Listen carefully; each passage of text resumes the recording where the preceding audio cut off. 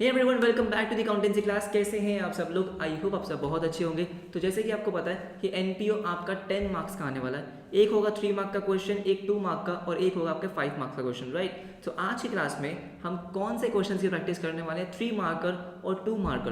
तो 3 मार्कर और 2 मार्कर में जैसे भी क्वेश्चंस आ सकते हैं, जितने भी इंपॉर्टेंट क्वेश्चंस वहां से बन सकते हैं, उन सब की आज हम प्रैक्टिस करेंगे सो दैट हमारे 5 मार्क्स तो बिल्कुल पूरे के पूरे खत्म ही हो जाए। उसके बाद जो हमारा 5 मार्क का क्वेश्चन बचता है इनकम एंड एक्सपेंडिचर अकाउंट का, उसकी प्रैक्टिस हम कर ही रहे हैं, उसकी प्रैक्टिस हम और भी करते रहेंगे। तो इससे होगा क्या? एनपीओ 10 मार्क्स आपकी जेब में। यस और नो? तो देर किस बात की, फटाफट से आज की क्लास शुरू करते हैं। ओके, सो फर्स्ट क्वेश्चन आपकी स्क्रीन पे अगेन सीबीएसई के सैंपल पेपर का क्वेश्चन है। तो अगेन वेरी इंपॉर्टेंट क्वेश्चन है, देखते हैं उन्होंने क्या पूछा है आपसे।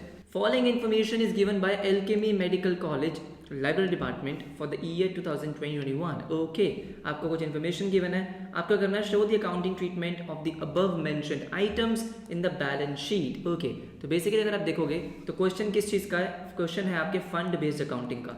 आपको एक फंड दे रखा है, बुक्स एंड जर्नल फंड, उसके बाद कुछ आपको और ट्रांजेक्शन दे रखी है। तो आपको क्या करना है? आपको बैलेंस शीट में उसको शो करना है कि फंड बेस्ड अकाउंटिंग कैसे होती है। पढ़ चुके हैं बहुत डिटेल में। फटाफट से क्या करते हैं, एक बैलेंस शीट का एक्सट्रैक्ट बना लेते हैं जहां पे हम इसकी ट्रीटमेंट करने वाले हैं। तो देखो, ऑलराइट, सो बैलेंस शीट का फॉर्मेट हमारा बिल्कुल रेडी है। देखते हैं क्या इन्फॉर्मेशन आपको गिवन है। Books and journal fund as on 1 April 4,50,000। तो आपको एक फंड दे रखा है, वो फंड किस चीज़ का है? बुक्स एंड जर्नल्स का। तो ये एक स्पेसिफिक फंड है, फंड बेस्ड अकाउंटिंग में आएगा। तो सबसे पहले आपको उसका ओपनिंग बैलेंस गिवन है 4,50,000 का। आपको पता है कि सबसे पहले हम यहाँ लिखेंगे books and journal fund, books and journal fund, right. तो जो हमें फंड की अकाउंटिंग करनी है वो कौन सा फंड है? Books and journal. इसका ओपनिंग बैलेंस आपको 4,50,000 गिवन है, 4,50,000। देखते हैं नेक्स्ट आपको क्या गिवन है। उसके बाद आपको बोला है 7% books and journal fund investment as on 1 April. आपको क्या बोला गया कि आपने ऑलरेडी कुछ इन्वेस्टमेंट्स कर रखी है आउट ऑफ दिस फंड, और वो इन्वेस्टमेंट कितनी है? वो इन्वेस्टमेंट आपकी 4 लाख रुपीस की है। 7% books and journal fund investment. आपको पता है कि इन्वेस्टमेंट अगर आप करते हो तो कहाँ शो करते हो? एसेट साइड पे। तो यहीं पे हम शो करेंगे 7% books and journal fund investment. बिल्कुल सही, राइट। इन्वेस्टमेंट कहाँ आती है आपकी? एसेट साइड पे। कितने की है? 4 लाख रुपीस की, 4 लाख रुपीस की। तो आपने क्या किया होगा, जो भी आपके पास जर्नल फंड पड़ा होगा, यूज नहीं हो रहा होगा, तो आपने क्या किया? कुछ इन्वेस्टमेंट कर दी 4 लाख रुपीस की। कोई बात नहीं, बढ़िया है, ठीक है। उसके बाद देखो क्या है, उसके बाद है interest on books and journal fund investment. यहाँ पे है जहां आपको ध्यान देना है, ध्यान से, ठीक है। देखो, आपको पहली बात तो ये बताया गया कि इन्वेस्टमेंट कितने की है? 4 लाख की। उस पर जो इंटरेस्ट आपको रिसीव होने वाला है वो कितना होने वाला है? 7%। कितना इंटरेस्ट रिसीव होगा? 7% का। 4 लाख की इन्वेस्टमेंट है, 7% का रेट है, कितना इंटरेस्ट आपको रिसीव होना चाहिए? 28,000। 4 लाख का 7% 28,000। आपको दिया कितना गया इंटरेस्ट? 13,000। आपको बोला गया है कि आपको 13,000 रुपीज का इंटरेस्ट रिसीव हुआ। अब मुझे एक बात बताओ, जो आप इंटरेस्ट की अकाउंटिंग करोगे वो एक्रूअल बेसिस पे करोगे या रिसीव्ड बेसिस पे? एक्रूअल बेसिस पे डिस्कस किया था हमने। तो अगर आपको 28,000 रुपीज का इंटरेस्ट रिसीव होना चाहिए था, इस साल में जो इंटरेस्ट आपको रिसीव होना है वो कितने? 28,000। उस 28,000 की मैं अकाउंटिंग करूंगा। मुझे एक बात बताओ, इस इन्वेस्टमेंट से जो भी इंटरेस्ट अर्न होगा वो कहाँ जाएगा? वो दोबारा से कहाँ ऐड हो जाएगा? आपके फंड में। क्यों? इनकम एक्सपेंडिचर में क्यों नहीं जा रहा? इनकम एक्सपेंडिचर में वो इसलिए नहीं जा रहा क्योंकि वो एनपीओ की इनकम नहीं है। एनपीओ अपनी मन मर्जी से उसको यूज नहीं कर सकती है। देखो, फंड कौन सा है? Books and journal. तो आपने जो बुक्स एंड जर्नल फंड था उसमें से इन्वेस्टमेंट करी है, तो उस इन्वेस्टमेंट से जो भी आप इंटरेस्ट अर्न करते हो वो आपको बुक्स एंड जर्नल फंड में ही ऐड करना होता है। तो यहाँ आप लिख दोगे इंटरेस्ट कितना आएगा यहाँ पे? 28,000। और हमेशा आपको ध्यान रखना है कि जो भी आप इंटरेस्ट ऐड करोगे वो हमेशा किस पे होगा? एक्रूअल बेसिस पे होगा। किस पे होगा? एक्रूअल बेसिस पे। अब ध्यान से मेरी बात सुनो, 13,000 रुपीज का इंटरेस्ट आपको गिवन है, लेकिन इंटरेस्ट इनकम है कितनी? 28,000। कितना एक्रू हो गया? 15,000। यस और नो? मुझे एक बात बताओ, अगर कोई ऐसी इनकम, जो इनकम है जो आपकी क्या हो गई है? एक्रूड हो गई है, वो कहाँ शो करते हो? एसेट साइड पे। 15,000 का जो एक्रूड इंटरेस्ट है वो भी तो आपका एसेट है। Accrued interest on 7% bill books and journal fund investment कितना? 15,000। आपको पता है हर ट्रांजैक्शन के 2 ट्रीटमेंट होते हैं। तो पहला ट्रीटमेंट क्या हुआ कि आपने उसको फंड में ऐड किया। दूसरा ट्रीटमेंट क्या हुआ? आपने उसको ऐड कर दिया कहाँ पे? एसेट साइड पे। एसेट में शो करोगे ना। कोई भी ऐसी इनकम होती है जो ड्यू हो गई है लेकिन मिली नहीं है, मिलेगी तो सही, आपका एसेट है तो आपने एसेट साइड पे उसको दिखा दिया, डन, कोई दिक्कत नहीं है, राइट। इसके बाद है डोनेशन आपको रिसीव हो 20,000 का, तो जितना भी डोनेशन आपको रिसीव होगा वो आप क्या करोगे, वो इसमें ऐड कर दोगे। जो भी आपको रिसीव होता है वो डोनेशन इस फंड के लिए, तो वो भी आप क्या करते हो, वो आप इसमें ऐड कर देते हो। कितना डोनेशन आपको रिसीव हुआ है, वो डोनेशन आपको रिसीव हुआ है 20,000 का, तो 20,000 भी आपने क्या कर दिए, ऐड कर दिए, कोई दिक्कत नहीं है। ओके, नेक्स्ट ट्रांजैक्शन आपकी है books purchase 70,000 and this is the most important part of the question. आपने बुक्स परचेज करी है। मुझे एक बात बताओ कि जो ये बुक्स एंड जर्नल फंड है, क्यों बनाया था आपने बुक्स एंड जर्नल फंड इसलिए बनाया था कि आपको कुछ अमाउंट रिसीव हुआ एज अ डोनेशन, किसी ने आपको डोनेशन दी है, स्पेसिफिक डोनेशन बुक्स को परचेज करने के लिए, यस और नो, बिल्कुल सही बात है। इसलिए ये जितना भी अमाउंट है 4,50,000, 28, 20, ये सारी की सारी एनपीओ की क्या है, लाइब्रेरी, इसलिए आपने कहाँ लिखा हुआ है, लाइब्रेरी साइड पे। क्यों? क्योंकि ये अमाउंट एनपीओ के पास है और उसको ये काम करना है, क्या काम करना है, बुक्स परचेज करनी है। अब जब वो बुक्स परचेज कर लेगी, एनपीओ बुक्स परचेज करेगी, तो उसकी लाइबिलिटी तो हो जाएगी कम। बुक्स परचेज्ड कितनी, 70,000, तो 70,000 से आपने क्या किया, लाइबिलिटी कम कर दी, कोई दिक्कत नहीं है, इजी। अब ध्यान से मेरी बात सुनो, आपको पता है कि जो बुक्स होती हैं वो होती है एसेट।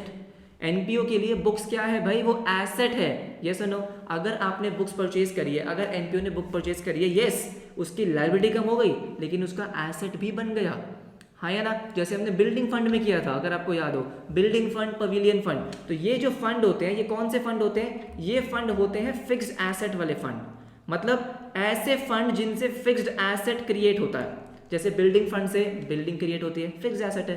पवेलियन फंड से पवेलियन बनता है, फिक्स्ड एसेट है। बुक्स फंड से बुक्स बनती है, वो भी क्या है, फिक्स्ड एसेट। तो जब आपका एसेट क्रिएट होगा, जैसे जैसे आप फंड में से पैसे खर्च करोगे, आपका एसेट भी क्रिएट होता रहेगा, और इसलिए आप क्या लिखोगे यहाँ पे, यहाँ लिखोगे बुक्स परचेज्ड।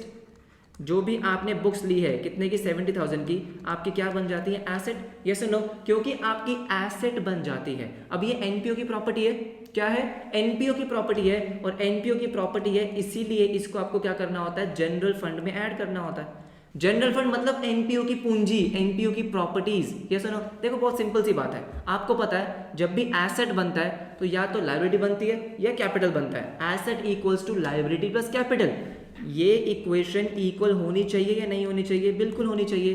तो अगर आपने अपने एसेट को इंक्रीज किया है तो या तो लायबिलिटी इंक्रीज होनी चाहिए या कैपिटल इंक्रीज होना चाहिए। लायबिलिटी तो कोई इंक्रीज नहीं हो रही है, इसीलिए आप क्या करते हो, इसको कैपिटल में ऐड करते हो। यहाँ पे कैपिटल क्या है, यहाँ पे कैपिटल है जनरल फंड, यस और नो। जैसे बिल्डिंग फंड में किया, जैसे पवेलियन फंड में किया, सेम वैसे ही होगा।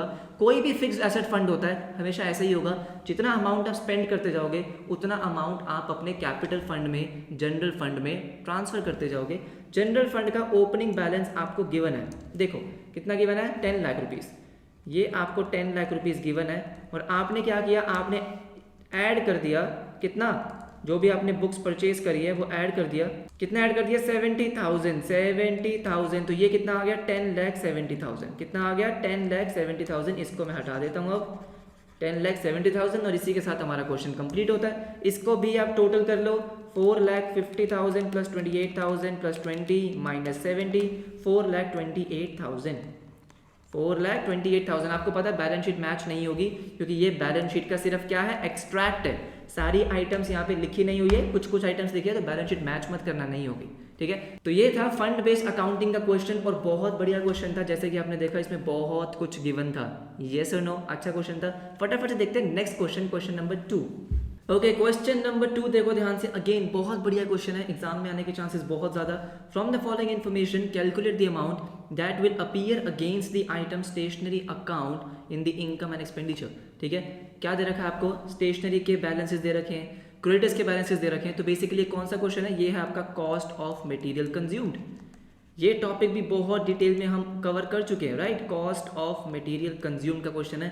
तो बेसिकली आपको क्या निकालना होता है, आपको निकालना होता है इस साल का एक्सपेंस। इनकम एंड एक्सपेंडिचर में आपको क्या करना होता है, इनकम एंड एक्सपेंडिचर में आपको ये देखना होता है कि इस साल के एक्सपेंसेस कितने हैं, इस साल की इनकम कितनी है। तो यहाँ पे आपको क्या करना है, यहाँ पे आपको ये देखना है कि आपने पूरे साल में स्टेशनरी कितनी यूज करी है, कितनी कंज्यूम करी है, यस और नो। तो मुझे चाहिए क्या, मुझे चाहिए cost of stationery consumed, cost of stationery consumed, right. और इसका फॉर्मूला क्या है, इसका फॉर्मूला आपको पता है, बहुत ही सिंपल सा फॉर्मूला होता है, जितना भी आपका ओपनिंग स्टॉक है plus total purchases cash credit मिला के माइनस अगर आपने सेल करी है, सेल कौन सी, बुक वैल्यू वाली, और माइनस क्लोजिंग स्टॉक। बस ये फॉर्मूला आपको अप्लाई करना होता है और आपका आंसर आ जाता है। अब देखो इसमें प्रॉब्लम क्या होती है, ओपनिंग स्टॉक आपको स्टेशनरी का गिवन है 40,000, क्लोजिंग स्टॉक भी गिवन है 58,000, सेल्स इस क्वेश्चन में दे नहीं रखी, परचेजेस के लिए आपको बहुत कुछ दे रखा है। देखो एक तो आपको दे रखा है creditors for stationery opening closing balance during 2020-21 payment made to creditors amounted to 126। आपको ये दे रखा है कि आपने क्रेडिटर्स को कितनी पेमेंट करी है। Stationery purchase in cash during the year was 20% of total purchase of stationery. आपको ये भी दिया है कि आपने कैश में भी स्टेशनरी को परचेज किया है और वो टोटल परचेज का 20% है, तो कैश भी निकालना है, क्रेडिट भी निकालना है। तो एक तरीका क्या होता है कि आप क्या बना लो, आप बना लो क्रेडिटर्स का अकाउंट।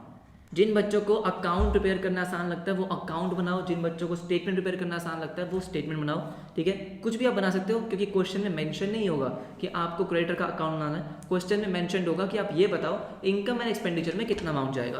तो हम क्या करते हैं, क्रेडिटर्स का अकाउंट बना लेते हैं, ठीक है, और फटाफट से निकालते हैं कि क्रेडिट परचेजेस कितनी आएंगी। देखो ओके, सो क्रेडिटर्स का अकाउंट हमारा बन चुका है, फटाफट से क्रेडिटर्स का अकाउंट बनाएंगे और निकाल लेंगे कि क्रेडिट परचेजेस कितनी है। क्रेडिटर्स के बैलेंसेस आपको गिवन है, देखो फटाफट से। ओपनिंग बैलेंस 30,000, आपको पता है ओपनिंग बैलेंस कहाँ लिखते हैं, क्रेडिटर्स क्योंकि एक लायबिलिटी है, क्रेडिटर्स आपकी लायबिलिटी है ना भाई, ठीक है। लायबिलिटी का ओपनिंग बैलेंस कहाँ आता है, क्रेडिट साइड पे, ठीक है जी। कितना है 30,000 आ गया आपका ओपनिंग बैलेंस। क्लोजिंग बैलेंस है 24,000, क्लोजिंग बैलेंस हमेशा ऑपोजिट साइड पे आता है 24,000। हाँ जी हो गया, ठीक है। इसके बाद आपको एक इन्फॉर्मेशन गिवन है कि आपने पेमेंट करी है क्रेडिटर्स को कितनी, 1,26,000 की। पेमेंट जब करोगे तो क्या होता है, एंट्री क्या होती है, क्रेडिटर्स का अकाउंट डेबिट होता है टू बैंक अकाउंट, यही एंट्री करते हो। तो क्रेडिटर्स का अकाउंट डेबिट किया टू बैंक अकाउंट 1,26,000। इसके अलावा तो और कोई भी इंफॉर्मेशन आपको गिवन नहीं है, हाँ जी कोई गिवन नहीं है। तो जो भी बैलेंसिंग फिगर आएगी दोस्तों, वो बैलेंसिंग फिगर क्या होगी, आपकी परचेजेस जो आपने क्या करी होंगी, क्रेडिट परचेजेस। तो बैलेंसिंग फिगर कितनी आ रही है, 1,26,000 प्लस 24,000, 150 माइनस 30, 1,20,000। तो ये आपकी क्या आ गई है, ये आपकी आ गई है क्रेडिट परचेजेस। ये आपको कहाँ शो करना है, this is your working note. चलो जी ठीक है, अब हम फोकस करते हैं कैश परचेजेस पे। क्या लिखा हुआ कैश परचेजेस में, देखो stationery purchase in cash during the year was 20% of the total purchase. आपको नहीं पता कि टोटल परचेज कितनी है, आपको इतना पता है कि total purchase is equals to cash purchase plus credit purchase, yes और नो। टोटल परचेज में क्या क्या आएगा, कैश और क्रेडिट दोनों आएगा। तो लेट्स से जो आपके टोटल परचेज है वो है एक्स, कितनी है एक्स, कैश परचेज कितनी हो जाएगी 20% ऑफ एक्स। आपको बोला गया है ना cash purchase is 20% of the total. अगर टोटल x है तो कैश कितनी हो जाएगी 20% ऑफ x या फिर 0.2x, ये लिख सकता हूँ। क्रेडिट परचेजेस आपने निकाल ली 1,20,000, हो गया जी हो गया। देखो x minus 0.2x is equals to 1,20,000, right. इसको सॉल्व करेंगे 0.8x आ जाएगा इज इक्वल्स टू 1,20,000। 1,20,000 को डिवाइड करेंगे 0.8 से, 1,50,000 आ गया टोटल। ये आपका क्या निकला है, ये आपका निकला है x, और x क्या आता है टोटल परचेजेस। एक बात बताऊं, हमें टोटल परचेजेस ही चाहिए होती है, हमें क्या चाहिए टोटल परचेजेस। अब देखो सब कुछ आपके पास है, आपके पास ओपनिंग स्टॉक है, आपके पास परचेजेस है, आपके पास क्लोजिंग स्टॉक है। सिंपली अब क्या करोगे, आप निकाल लोगे cost of material consumed. Cost of material consumed कितना आ जाएगा, opening stock of stationery. Opening stock of stationery कितना है 40,000, राइट 40,000। आपने परचेज कितना किया है पूरे साल में 1,50,000 माइनस एंड में बच कितना गया, कितना बच गया दे रखा है 58,000। तो ये है जो आप इनकम एक्सपेंडिचर में क्या करोगे, डेबिट करोगे। एक्सपेंस है आपका कितना आएगा 40,000 प्लस 150 माइनस 58, ये आ गया 1,32,000। दिस इज 1,32,000 रुपीज जो आप क्या करोगे इनकम एक्सपेंडिचर में debit. Cost of stationery consume, material की जगह आप क्या लिखोगे स्टेशनरी, क्योंकि आपको गिवन है मटेरियल किस चीज का है, स्टेशनरी का। क्या मेरी बात समझ में आई? तो ये था हमारा क्वेश्चन नंबर 2। क्लियर है सब कुछ? फटाफट से देखो question number 3। Okay, so question number 3 आपकी स्क्रीन पे है, जरा ध्यान से देखो। From the following receipts and payment account of iconic club and from the given additional information show the salaries item in the income and expenditure. ठीक है, तो बेसिकली आपको क्या निकालना है कि इस साल का सैलरी का एक्सपेंस कितना है, क्योंकि वही तो जाता है इनकम एक्सपेंडिचर में। ठीक है, रिसीट्स एंड पेमेंट अकाउंट में आपको दे रखा है, आपने सैलरी पे करी है। अब जो सैलरीज पे करी है उसमें आपने 19-20 की पे कर दी है। ठीक है, हमारा कौन सा ईयर है, हमारा ईयर है 2020-21, करंट ईयर कौन सा है 2021। तो आपने पिछले साल की सैलरीज इस साल में पे करी है, कितनी 20,000। ठीक है, इस साल की सैलरीज कितनी पे करी है 2,80,000, और नेक्स्ट ईयर की भी पे कर दी है 18,000 रुपीज। तो ये क्या है, ये वो है जो पिछले साल आपने पे नहीं करी थी, इस साल पे कर दी, ये इस साल की है, और ये आपने एडवांस पे कर दी नेक्स्ट ईयर की। नीचे आपको एडिशनल इन्फॉर्मेशन में गिवन है सैलरीज आउटस्टैंडिंग ऑन 31 मार्च 2020, मतलब इस साल के बिगिनिंग में। 31 मार्च का मतलब क्या है, 1 अप्रैल, एक ही तो बात है, हिक्को तो गल है, राइट। 31 मार्च या 1 अप्रैल एक ही बात है। ठीक है, तो ये है सब्सक्रिप्शन आपके स्टार्टिंग में 25,000 आउटस्टैंडिंग, एंड में है 45,000, और आपको दे रखा है एडवांस इन द बिगिनिंग। मैं आपको एक बात बताऊं, जैसे हमने किया था क्या सब्सक्रिप्शन, एग्जैक्ट वैसे ही होना है। देखो, कोई भी एक्सपेंस हो, कोई भी इनकम हो, सेम फॉर्मेट है। जब आपको आउटस्टैंडिंग एडवांस दे रखा होगा उसका एग्जैक्ट सेम फॉर्मेट है, कुछ भी अलग नहीं होने वाला है। सिंपल सी चीज आपने क्या सीखी थी कि जो आउटस्टैंडिंग होता है, क्या होता है आउटस्टैंडिंग, पिछले साल का आउटस्टैंडिंग आप क्या करते हो लेस, इस साल का आउटस्टैंडिंग आप करते हो ऐड। यही करते थे, बताऊंगा, अकाउंट बनाकर भी दिखाऊंगा, लेकिन फटाफट से एक बार देखते हैं कि शॉर्टकट क्या था। पिछले साल का जो आउटस्टैंडिंग होता है वो आप लेस कर देते हो, और इस साल का आउटस्टैंडिंग आप ऐड करते हो। पिछले साल का लेस, इस साल का ऐड, और जो एडवांस होता है वो पिछले साल का ऐड करते हो और इस साल का लेस करते हो। ये सुनो, यही करते हैं। तो अगर हम एक बार क्या करें, एक बार हम फटाफट से शॉर्टकट वाले मेथड से करें तो कैसे करेंगे, सबसे पहले आप क्या लिखोगे, amount paid during the year, amount paid during the year. अब यहाँ जो अमाउंट पेड मैं लिख रहा हूँ ना दोस्तों, अमाउंट पेड का मतलब टोटल अमाउंट पेड, इस साल का नहीं, टोटल। टोटल कितना पे किया आपने 20,000 प्लस 2,80,000 प्लस 18,000, कितना आया 3,18,000। तो सबसे पहले आप ये देखो कि आपने पूरे साल में कितना अमाउंट पे किया। इसमें आप क्या करते हो, ऐड करते हो outstanding at the end, outstanding at the end. Okay, outstanding at the end का मतलब क्या है, इस साल का एक्सपेंस जो आपने इस साल पे नहीं करा, हाँ या ना। आउटस्टैंडिंग एंड का मतलब क्या था, इस साल का एक्सपेंस जो इस साल पे नहीं करा, एक्सपेंस तो इस साल का है, तो ऐड करते हैं। कितना दे रखा है आपको 45,000, कितना दे रखा है 45,000 आपने ऐड कर दिया। फिर आप क्या करते हो, आउटस्टैंडिंग एट द बिगिनिंग को माइनस करते हो, less outstanding at the beginning, outstanding at the beginning, right. So outstanding at the beginning का मतलब क्या था, पिछले साल का एक्सपेंस जो आपने इस साल पे किया, पिछले साल का एक्सपेंस था ना, तो माइनस करेंगे, कितना 25,000, तो ये हो जाएगा माइनस। आउटस्टैंडिंग का समझ में आ गया, यही करते हैं। एडवांस की अगर हम बात करें तो advance in the beginning add होता है, क्यों, इसका मतलब होता है पिछले साल जो आपने पे कर दिया था लेकिन एक्सपेंस इस साल का था, तो इसलिए आप क्या करते हो, ऐड करते हो advance in the beginning, advance at the beginning. आपको दे रखा है कितना 10,000, ये आपने ऐड करा, इसका मतलब क्या है, जो आपने पे तो पिछले साल कर दिया लेकिन एक्सपेंस तो इस साल का है, तो आपने क्या करा, ऐड, और लेस कर देते हो advance at the end, advance at the end. मतलब इस साल जो आपने एडवांस पे किया, लेकिन वो एडवांस जो आपने इस साल पे किया वो एक्सपेंस कब का है, नेक्स्ट ईयर का, माइनस कर दिया। कितना आपने पे किया, देखो 2021-22 का आपने पे किया 18,000, तो क्या करोगे 18,000 माइनस कर दोगे। बहुत ही सिंपल सा मेथड है, और ये आपको हर एक्सपेंस के लिए करना है, हर इनकम के लिए।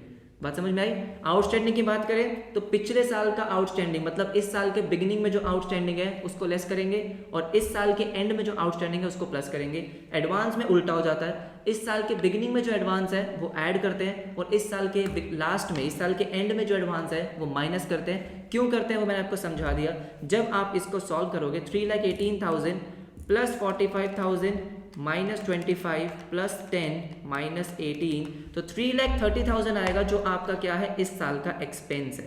क्या है, इस साल का एक्सपेंस, जो आप क्या करोगे, इनकम एंड एक्सपेंडिचर में डालोगे डेबिट साइड पे। क्या मेरी बात क्लियर है, राइट। तो ये जो है ना 2-3 मार्क के क्वेश्चन, ऐसे ही क्वेश्चंस बनते हैं 2-3 मार्क के। बात समझ में आ गई। तो आज हमने 3 ऐसे क्वेश्चंस करे हैं जिनके एग्जाम्स में आने के चांसेस बहुत ज़्यादा है। आई होप आपको वो समझ में आए होंगे, राइट। बहुत अच्छे क्वेश्चंस थे, कुछ नया आपने सीखा होगा।